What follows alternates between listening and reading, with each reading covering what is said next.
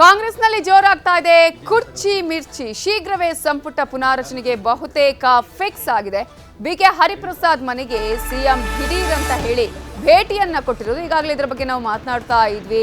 ಸಿದ್ದರಾಮಯ್ಯ ಅವರು ಯಾವ ಕಾರಣಕ್ಕಾಗಿ ಇದೀಗ ಹರಿಪ್ರಸಾದ್ ಅವರ ಮನೆಗೆ ಭೇಟಿಯನ್ನ ಕೊಟ್ಟರು, ಸಿಎಂ ಅವರಿಂದ ಅಂತರವನ್ನ ಈಗಾಗಲೇ ಬಿಕೆ ಹರಿಪ್ರಸಾದ್ ಅವರು ಕಾಯ್ದುಕೊಂಡಿದ್ರು. ಸಾಕಷ್ಟು ಕೋಪವನ್ನ ವ್ಯಕ್ತಪಡಿಸಿದ್ರು, ಆಕ್ರೋಶವನ್ನ ಹೊರಹಾಕಿದ್ರು, ಬಹಿರಂಗ ಹೇಳಿಕೆಗಳನ್ನ ಕೂಡ ಕೊಡ್ತಾ ಇದ್ರು.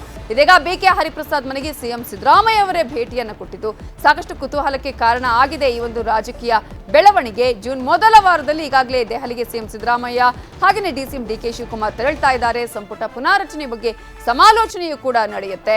ಇದೇ ಸಂದರ್ಭದಲ್ಲಿ ಬಿಕೆ ಹರಿಪ್ರಸಾದ್ ಅವರ ಮನೆಗೆ ಸಿಎಂ ಸಿದ್ದರಾಮಯ್ಯ ಅವರು ಭೇಟಿಯನ್ನ ಕೊಟ್ಟಿರುವುದು ಇದೀಗ ಸಾಕಷ್ಟು ಕುತೂಹಲಕ್ಕೂ ಕೂಡ ಕಾರಣ ಆಗಿದೆ. ಈ ಹಿಂದೆ ಕೂಡ ಒಂದಷ್ಟು ಆಕ್ರೋಶವನ್ನ ವ್ಯಕ್ತಪಡಿಸಿದ್ರು ಬಿಕೆ ಹರಿಪ್ರಸಾದ್ ಅವರು. ಮಂತ್ರಿಗಿರಿ ಸಿಗುತ್ತೆ ಅಂತ ಹೇಳಿ 2023ರಲ್ಲೂ ಕೂಡ ಕಾದಿದ್ರು, ಆದ್ರೆ ಸಿಗ್ಲಿಲ್ಲ. ಆ ನಂತರ ಒಂದಷ್ಟು ಹೇಳಿಕೆಗಳನ್ನ ಕೊಟ್ಟಿದ್ರು.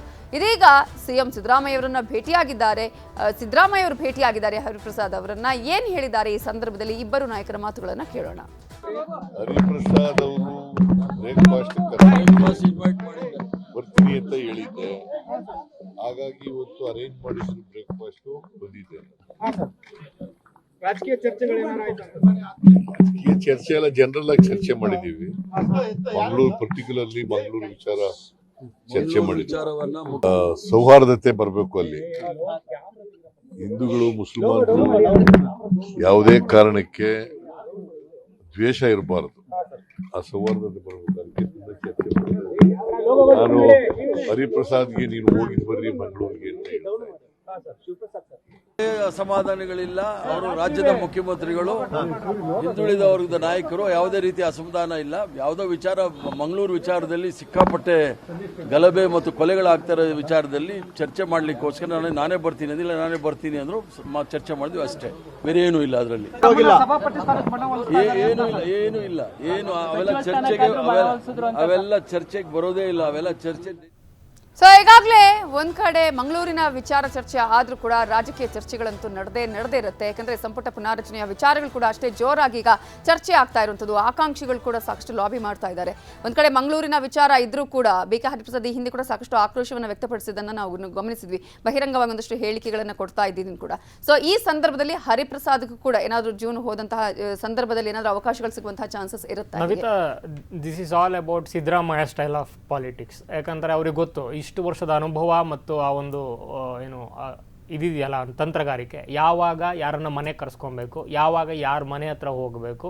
ಒಬ್ಬ ಮುಖ್ಯಮಂತ್ರಿ, ಹಿರಿಯ ನಾಯಕ, ಇವರು ಅಫ್ಕೋರ್ಸ್ ಹಿರಿಯ ನಾಯಕರಿದ್ದಾರೆ. ಬಿಕೆ ಹರಿಪ್ರಸಾದ್ ಹೈಕಮಾಂಡ್ಗೆ ಹತ್ರ ಇದ್ರು. ಇಷ್ಟೆಲ್ಲ ಇದ್ರು ಕೂಡ ಸಿದ್ದರಾಮಯ್ಯ ಅವ್ರಿಗೂ ಹತ್ರ ದೂರ ಇಷ್ಟೆಲ್ಲ ಆಗಿ ಕಡೆಗೆ ಡಿಕೆ ಶಿವಕುಮಾರ್ ಸಿದ್ದರಾಮಯ್ಯ ಇಬ್ಬರಿಂದು ಅಂತರ ಕಾಯ್ಕೊಂಡು ಕಳಿಸಲ ಸರ್ಕಾರ ಬರಬೇಕಾದ್ರೆ, ಈ ಸಲ ಸರ್ಕಾರ ಬರಬೇಕಾದ್ರೆ ಹರಿಪ್ರಸಾದ್ ಅವರ ಒಳಗೊಂಡ ಸಂಪುಟಕ್ಕೇನು ಅವ್ರಿಗೆ ಅಬ್ಜೆಕ್ಷನ್ ಇರಲಿಲ್ಲ ಸಿದ್ದರಾಮಯ್ಯ ಅವ್ರಿಗೆ. ಆದರೆ ಡಿಕೆ ಶಿವಕುಮಾರ್ ಅವ್ರದ್ದೇ ಆದ ಕಾರಣಕ್ಕೆ ಮಧು ಬಂಗಾರಪ್ಪ ಅವ್ರನ್ನ ಪ್ಲೇಸ್ ಮಾಡಿ ಜಾತಿ ಮತ್ತೊಂದು ಸಮೀಕರಣದಲ್ಲಿ ಇವರು ಹೊರಗುಳಿದ್ರು. ಆ ವಿಚಾರದಲ್ಲಿ ಇಬ್ಬರಿಂದಲೂ ಕೂಡ ಅಂತರ ಕಾಯ್ಕೊಂಡಿದ್ರು. ಸೊ ನಾಳೆ ಯಾವತ್ತಾದ್ರೂ ಕೂಡ ಪುನಾರಚನೆ ಆದಂಥ ಸಂದರ್ಭದಲ್ಲಿ ಸದ್ಯಕ್ಕಾಗುತ್ತೋ ಬಿಡುತ್ತೋ, ಅದು ದೂರದ ಮಾತೇ ಇರಬಹುದು. ಹೈಕಮಾಂಡ್ ಯಾವ ರೀತಿ ಗ್ರೀನ್ ಸಿಗ್ನಲ್ ಕೊಡ್ತೋ ಗೊತ್ತಿಲ್ಲ. ಆದರೆ ಆದಂಥ ಸಂದರ್ಭದಲ್ಲಿ ಹರಿಪ್ರಸಾದ್ ಅವರಿಗೆ ನಿಜಕ್ಕೂ ಕೂಡ ಸಿಎಂ ಅವರ ಮನಸ್ಸಲ್ಲಿ ಮತ್ತು ಸಂಪುಟದಲ್ಲಿ ಎರಡೂ ಕಡೆ ಸ್ಥಾನ ಇದೆ ಅನ್ನೋದನ್ನ ಸ್ವಾಮಿ ಕಾರ್ಯ ಸ್ವಕಾರ್ಯದ ಮೂಲಕ ಮಂಗಳೂರು ಅಂತ ಇಂಥ ಒಂದು ಸೂಕ್ಷ್ಮ ಪರಿಸ್ಥಿತಿ ಆಗಿರುವಂಥ ಸಂದರ್ಭದಲ್ಲಿ ಸೂಕ್ಷ್ಮವಾದ ಜಾಗ, ನಿಮ್ಗೆ ಅಲ್ಲಿನ ಇಂಚಿಂಚು ಗೊತ್ತು, ಅಲ್ಲಿನ ಭಾಗದವರು.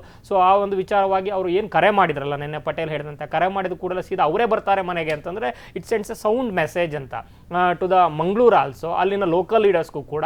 ಸೊ ನಮ್ಮ ಒಂದು ರಾಜೀನಾಮೆಯನ್ನು ಯಕಶ್ಚಿತ್ತಾಗಿ ಇವರು ನೋಡಿಲ್ಲ. ಸೊ ನಮಗಿಲ್ಲಿ ಸ್ಥಾನಗಳು ಇದೆಯೋ ಇಲ್ವೋ, ಆದರೆ ನಮ್ಮ ಸಂಘಟನೆ ಮತ್ತು ನಮ್ಮ ನಾಯಕತ್ವ, ನಮ್ಮ ಮತ ಬ್ಯಾಂಕಿಗೆ ಯಾವತ್ತೂ ಕೂಡ ಸಿದ್ದರಾಮಯ್ಯ ಅವರು ಬೆಂಬಲವಾಗಿ ನಿಂತಿದ್ದಾರೆ. ಅದರ ಒಂದು ಲಕ್ಷಣವೇ ಇವತ್ತು ಸ್ವತಃ ಅವರೇ ಹರಿಪ್ರಸಾದ್ ಅವರ ಮನೆಗೆ ಹೋಗಿ ಮುತುರ್ವಜ್ಜಿಯನ್ನು ವಹಿಸಿ ಅಲ್ಲಿ ಹೋಗಿ ಏನು ವಿಚಾರಿಸಿ ನೋಡಿ ಮತ್ತೊಂದು ಮಗದೊಂದು ಮಾಡಿ ಅಂತ ಹೇಳಿದ್ದಾರೆ ಅನ್ನುವಂಥ ಒಂದು ಮೆಸೇಜನ್ನು ಕೊಡುವಂಥ ಪ್ರಯತ್ನ.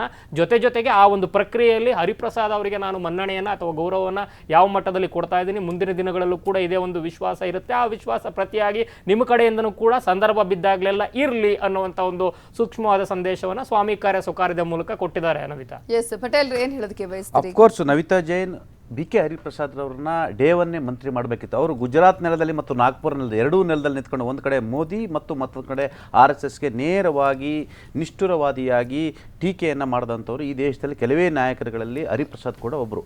ಹಿರಿಯ ನಾಯಕರುಗಳು ಅದು ಪಕ್ಷಕ್ಕಾಗಿ ಅವರು ತ್ಯಾಗವನ್ನು ಮಾಡಿದ್ದಾರೆ, ಪಕ್ಷಕ್ಕಾಗಿ ದುಡಿದಿದ್ದಾರೆ, ಕುಟುಂಬವನ್ನೇ ಎಲ್ಲೊಂದು ಕಡೆ ಕುಟುಂಬದ ಕ್ಷಣಗಳನ್ನೇ ಕಳೆದುಕೊಂಡಿದ್ದಾರೆ.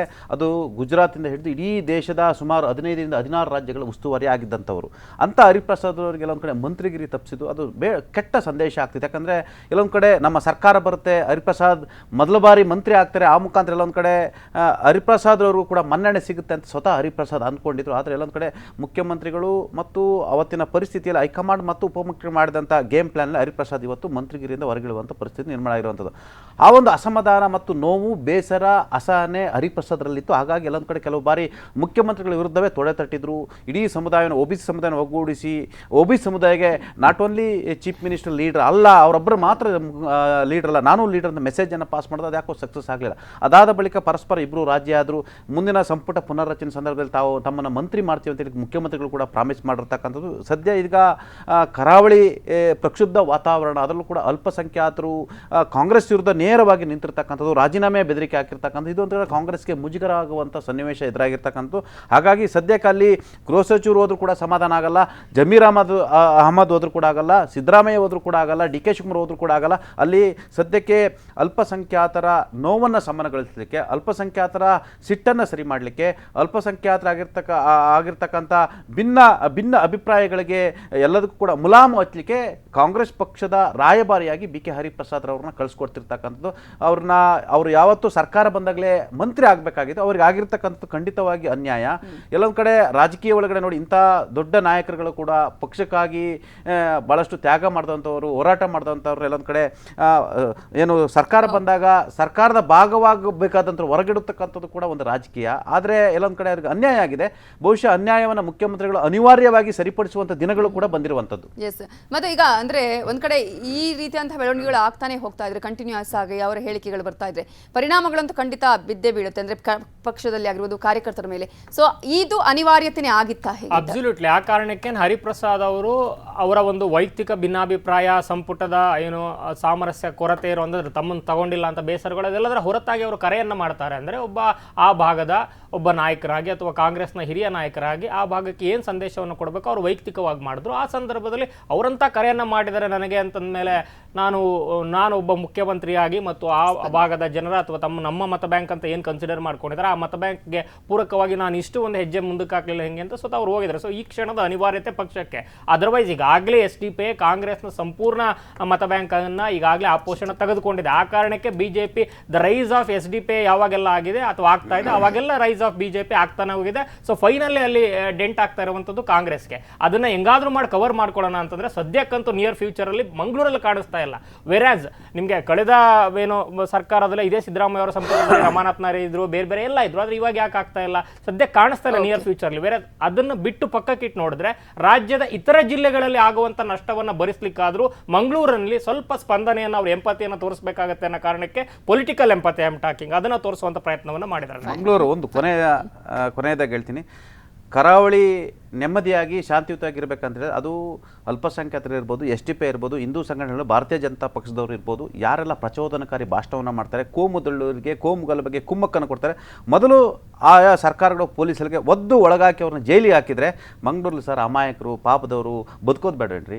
ಯಾವಾಗಲೂ ಕೂಡ ಸ್ಕೂಲ್ ಮಕ್ಕಳುಗಳು ಪಾಪ ಅವ್ರ ದುಡಿಮೆ ಏನು ಕತೆ, ಇವ್ರನ್ನ ಎಲ್ಲಾಂದ್ರೆ ಬಲಿ ಹಾಕಿದ್ರೆ ಮಾತ್ರ ಮಂಗಳೂರಿಗೆ ಶಾಂತಿ ಸಿಗುತ್ತೆ. ಇಲ್ಲ ಅಂತ ಹೇಳಿದ್ರೆ ಪ್ರತಿದಿನ ಇವ್ರ ಮೇಲೆ ಪ್ರಚೋದನಕಾರಿ ಭಾಷಣ ಮಾಡೋದು, ಇವ್ರು ಮಾಡೋದು, ಅದಕ್ಕೆ ಈ ಪಾಪ ಹುಡುಗರು ಇವರು ಪ್ರೊವೋಕ್ ಆಗೋದು, ಅಲ್ಲಿ ಯಾರನ್ನ ಕೊಲೆ ಮಾಡೋದು, ಇನ್ಯಾರ ಮೇಲೆ ಅಟ್ಯಾಕ್ ಮಾಡೋದು, ಎರಡೂ ಸಮುದಾಯ ನಡೀತಾ ಇರುತ್ತೆ. ಅಲ್ಲಿ ಆತಂಕದಲ್ಲೇ ಬದುಕಬೇಕಾದಂತಹ ಪರಿಸ್ಥಿತಿ ನಿರ್ಮಾಣ ಆಗುತ್ತೆ. ಅದಕ್ಕೆ ಮದ್ದು ಅಂತ ಹೇಳಿದ್ರೆ ಪೊಲೀಸ್ ಇಲಾಖೆ ಆಕ್ಟಿವ್ ಆಗಬೇಕು. ಯಾರ ಪರನೂ ಇರಬಾರ್ದು, ಯಾರ ವಿರುದ್ಧ ಇರಬಾರ್ದು. ಸಮಾಜವನ್ನ ಅಶಾಂತಿಗೆ ತಳ್ಳುವಂತರ ವಿರುದ್ಧ ಕೋಮು ದಳ್ಳೂರಿಗೆ ಕಾರಣ ಆಗ್ತಕ್ಕಂಥ ಯಾವುದೇ ಸಮುದಾಯದವರು ಇರ್ತಾರೆ ಅವರನ್ನ ಒದ್ದೊಳಗಬೇಕು. ಅವನು ಎಷ್ಟೇ ದೊಡ್ಡ ಲೀಡರ್ ಇರ್ಬೋದು, ಅವನು ದೊಡ್ಡ ನಾಯಕರು ಇರ್ಬೋದು, ಆಗ ಮಾತ್ರ ಮಂಗಳೂರು, ದಕ್ಷಿಣ ಕನ್ನಡ, ಕರಾವಳಿ ಜಿಲ್ಲೆ ಶಾಂತಿಯಾಗಿರುತ್ತೆ.